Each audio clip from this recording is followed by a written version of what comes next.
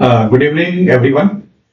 हम लोग 71st BPSC mains answer writing में एक मैं पहले शेयर कर चुका हूं। अब हम लोग एक सेकंड वीडियो इसका शेयर कर रहे हैं जिसमें हम लोग डिटेल से थोड़ा ये देखने का प्रयास करेंगे कि किन किन चीजों का ध्यान रखना चाहिए आंसर राइटिंग के टाइम में और किन चीजों पर आपको विशेष फोकस करना है अगले 3 से 4 महीनों में, जिससे कि आपको आंसर राइटिंग जिस दिन आप लिखेंगे तो वो बहुत अच्छे से लिख सकते हैं।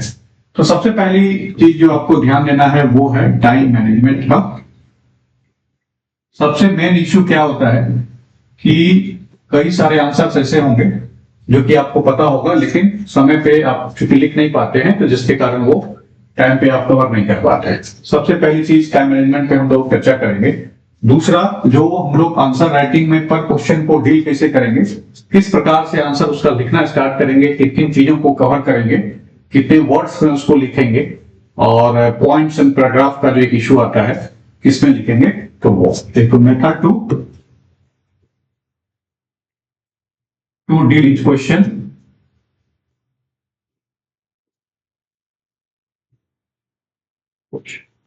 ये हम लोग दो चीजों पे हम लोग विशेष रूप से आज का सेशन कवर करेंगे। चलते हैं, सबसे पहले हम लोग कवर करते हैं कि टाइम मैनेजमेंट कैसे इसका किया जाए। तो सबसे मेन चीज है कि आपको दोनों में GS1 और GS2 में 3 सेक्शंस में रहेंगे आंसर्स। पहले हम लोग GS1 की चर्चा कर लेते हैं। GS1 में सबसे पहला जो सेक्शन 1 होगा, सेक्शन 1, इसमें आपको 3 क्वेश्चंस करने रहेंगे, 3 क्वेश्चंस, और तीनों क्वेश्चंस आपको 38 मार्क्स का होगा। 38 मार्क्स ईच क्वेश्चन। इसमें आज का जो 4-5 सालों से जो ट्रेंड या 3 सालों से जो ट्रेंड देखा जा रहा है उसमें बेसिकली क्या बात आती है कि पहला क्वेश्चन जो इसका रहता है वो शॉर्ट नोट्स के फॉर्म में होता है और शॉर्ट नोट्स में 5 से 6 शॉर्ट नोट्स उसमें दिए रहते हैं, प्रत्येक को लिखना रहता है और ये क्वेश्चन जो है कंपलसरी रहता है। दूसरे क्वेश्चंस में हम लोग देखते हैं कि 2 क्वेश्चन रहेंगे, कोई एक करना होगा, लेकिन शॉर्ट नोट्स का जो होगा उसमें आपको 5 क्वेश्चंस या 6 क्वेश्चंस जो दिए रहेंगे, 5 या 6 मार्क्स का, कोई 7 मार्क्स का, वो आपको करना रहता है। तो इसमें हम लोग अगर 5 मिनट पर शॉर्ट नोट्स के पॉइंट्स अगर लिखें तो 5 अगर क्वेश्चंस हैं तो 5 into 5 25 मिनट्स इसमें आपका निकल जाएगा। ठीक है। उसके बाद दूसरी चीज आती है कि ये तो एक क्वेश्चंस हो गए। टोटल क्वेश्चंस सेक्शन 1 में हम लोग 3 क्वेश्चन देखे, उसी तरह से सेक्शन 2 में भी 3 क्वेश्चंस होंगे और तीनों क्वेश्चंस इसमें भी नॉर्मली आपके 38 मार्क्स के ही होते हैं। तीसरा जो सेक्शन होगा सेक्शन 3 में 2 क्वेश्चन आपको करने होंगे और जो अगर हम GS1 की चूंकि यहां बात कर रहे हैं तो GS1 में दोनों क्वेश्चन मैथ्स का होगा 36 मार्क्स का। इसमें भी दोनों क्वेश्चन नियमतः जो देखा जाता है, मतलब ट्रेंड के हिसाब से देखें तो दोनों के 6 पार्ट्स होंगे, 6 मार्क्स का रहता है नॉर्मली, और 36 मार्क्स का दोनों होगा। तो इस हिसाब से हम लोग ये देख रहे हैं कि 300 मार्क्स टोटल है, उसमें से 38 मार्क्स का 6 क्वेश्चन प्लस 36 मार्क्स के 2 क्वेश्चन। इस प्रकार से आपको टोटल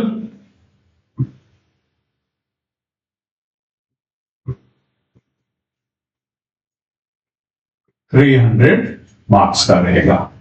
अब इसमें पॉइंट आती है कि वो चीज जो हम लोग अभी बता रहे थे कि टाइम मैनेजमेंट किस प्रकार से हम लोग इसमें करेंगे।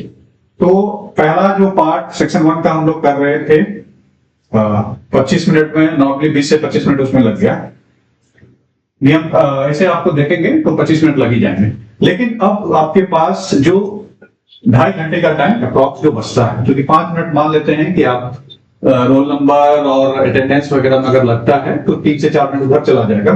तो अब है 2.5 घंटे की बात, मतलब 150 मिनट बचते हैं उसमें, शेष आपको 7 क्वेश्चंस के लिए। तो उसमें भी नॉर्मली अगर हम लोग डिवाइड करते हैं 180 मिनट्स को 8 से अगर डिवाइड करेंगे तो अप्रॉक्स 22.5 के आसपास आता है, मतलब भाई 22.5 मिनट के आसपास। उसमें अगर हम लोग 20 से 22 मिनट हर क्वेश्चन पे अगर नॉर्मली लेते हैं, तो अगर एक ही तरह का क्वेश्चन रहता तो उस तरह से कवर करते, लेकिन चूंकि शॉर्ट नोट्स के फॉर्म में जो चूंकि आ रहा है, तो उसमें हमने ऑलरेडी 25 मिनट यानी कि यहां से 3 मिनट ज्यादा हम लगा चुके हैं, तो लोअर लिमिट पे बाकी सभी क्वेश्चंस में चलते हैं, यानी कि 20 मिनट से ज्यादा हमको किसी भी क्वेश्चन पे नहीं लगाना है। ये चीज हम लोग को विशेष ध्यान रखना पड़ेगा। अब है कि 20 मिनट में सेम पैटर्न GS1 का जिस तरह से है उसी तरह का पैटर्न आपके GS2 में भी रहेगा। GS2 में भी हम लोग 3 पार्ट में डिवाइड करेंगे उसको। इसमें भी सेक्शन 1 3 क्वेश्चंस। पहला क्वेश्चन इसका जो होगा वो भी आपको शॉर्ट नोट्स के फॉर्म में होगा, उसका भी 5 या 6 पार्ट होगा करने का। दूसरा सेक्शन 2 में भी आपको 3 क्वेश्चंस करना है, और सेक्शन 3 में 2 क्वेश्चंस आपको करने हैं। तो बेसिकली इसमें देखा गया है कि एक शॉर्ट नोट्स के फॉर्म में सेक्शन 1 में रहता है।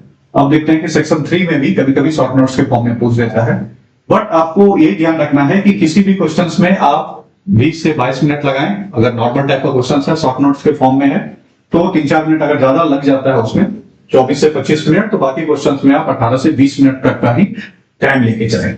अब उसमें है कि इस क्वेश्चन को हम कैसे डील करें कि हम 20 मिनट में कर लेंगे। तो सबसे मेन चीज आ जाती है जो सेकंड पार्ट में हम कह रहे थे कि किस प्रकार से क्वेश्चन को एनालाइज किया जाए, अटेम्प्ट किया जाए वहां पे कि आपको 20 से 22 मिनट में हो जाएगा। तो 3-4 चीजों का ध्यान रखेंगे। सबसे पहला तो जो क्वेश्चंस जिस चीज से रिलेटेड दिया है, जैसे कोई भी अगर हमें क्वेश्चन कोई भी इस प्रकार से है, जैसे कि मान लेते हैं 1857 रिवॉल्यूशन से रिलेटेड क्वेश्चन पूछा है, 57 से रिलेटेड कोई क्वेश्चन है, इसमें जैसे इसका काउज पूछा है, इसका कॉन्सिक्वेंसेज पूछा है, ठीक है, फिर काउज कॉन्सिक्वेंसेज और 2-3 पार्ट हो सकते हैं, या फिर सिर्फ काउज कॉन्सिक्वेंसेज कुछ दिया है 2 पार्ट में। इसको इस तरह के क्वेश्चंस को सबसे पहले तो 3-4 पार्ट में डिवाइड करने के बाद सबसे पहले तो किसी भी क्वेश्चंस का जब हम लिखना शुरू करते हैं, तो सबसे पहले तो उसका इंट्रो पार्ट में इंट्रोडक्टरी जो पार्ट होगा उस पार्ट को आप अच्छे से, हमें लगता है कि 50 to 80 वर्ड्स 50 to 80 वर्ड्स में अच्छे से लिखा जा सकता है।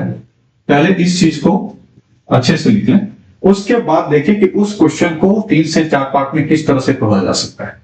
3 से 4 पार्ट में तोड़ने के बाद हर पार्ट का एक सब हेडिंग लिखें। सब हेडिंग लिखने के बाद फिर उसको लिखना स्टार्ट करें। उसमें आप प्रयास करें कि किसी भी क्वेश्चन में अगर आप लिख सकते हैं तो कुछ पॉइंट्स में, एक तो आपने सब हेडिंग दिया, उसके बाद उस क्वेश्चन के रिगार्डिंग 1-2 लाइन लिखा, उस पार्ट के रिगार्डिंग बेसिकली जब आप लिखना स्टार्ट करते हैं तो सब पार्ट के रिगार्डिंग कुछ आंसर लिखना स्टार्ट किया। और उसके बाद उसमें जैसे काउज है तो काउज में कई सारे काउज है, इकोनॉमिक काउज, सोशल काउज, उस तरह से 6-7 पॉइंट्स जो भी है, और ईच पॉइंट को आप फिर 2-3-4 लाइन में लिख सकते हैं। इस प्रकार से देखेंगे कि एक पार्ट कवर हो गया। फिर कॉन्सिक्वेंसेज में उसका क्या कॉन्सिक्वेंसेज पड़ा, उसको भी 4-5-6 पार्ट में अगर हम लोग उसको तोड़ देते हैं, इस पार्ट में लिखते हैं, तो उससे आप देखेंगे कि पॉइंट वाइज जब आप लिखना स्टार्ट कर देते हैं उसके सब पार्ट्स को, तो कई सारे पॉइंट्स को भी आप कवर कर लेते हैं, कम समय में भी कवर कर लेते हैं, और वो पूरा जो है प्रत्येक डायमेंशन को कवर किया जा सकता है। तो ये ध्यान रखना है कि जब भी क्वेश्चंस को अटेम्प्ट करें, पहले तो उस क्वेश्चन को 3 से 4 पार्ट में जरूर तोड़ दें।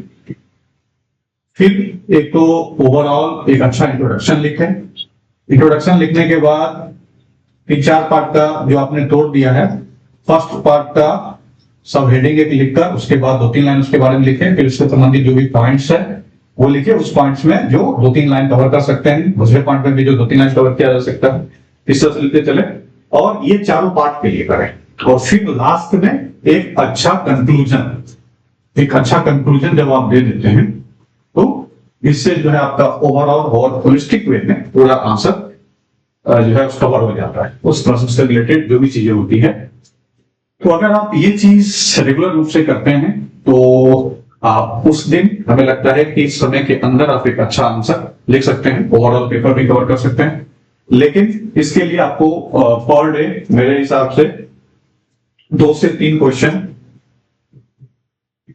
पर डे अटेम्प्ट करें। पर डे आपको अटेम्प्ट करना चाहिए। और जैसा कि मैंने पहले भी एक बार डिस्कस किया था कि अभी अगर आपने नहीं किया है तो ये अप्रोच कर लें कि जितने भी क्वेश्चंस पूछे गए अभी तक पिछले 10 इयर्स का क्वेश्चन, उस क्वेश्चन को पीछे से लाइक 78 बीपीएससी और उससे पहले जो भी पूछा गया है 69, इस तरह से 10 सालों पर मेरे हिसाब से 60 से 62 तक का जो भी टॉपिक वाइज है, सेक्शन वाइज है, उस तरह से डिवाइड कर लीजिए, लिख लीजिए क्या क्या क्वेश्चंस पूछे हैं, और उस क्वेश्चन का आंसर जो है अपने तरीके से पहले उसको लिखिए। उसमें कई सारे कंटेंट आप बाहर से भी जो भी यूज करना है कर लीजिए।